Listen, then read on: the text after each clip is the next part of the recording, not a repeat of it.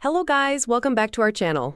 If your HP docking station G5 is showing a blinking light, it's usually trying to signal that something isn't quite right with power delivery, connection, or device communication.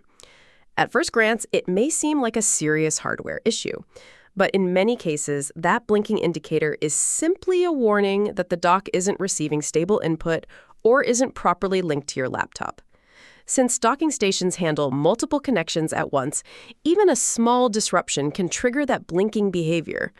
The good part is that most of these issues can be resolved with a few focus checks instead of replacing the dock. In this video, I'll guide you through exactly how to fix the blinking light issue on your HP docking station G5. Try these. Step 1.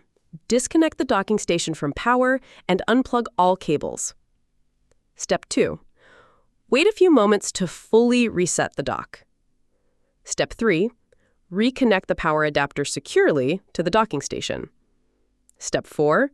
Plug the dock back into your laptop using the main cable. Step 5. Restart your laptop to reinitialize the connection. Step 6. Check the light indicator and confirm it becomes stable.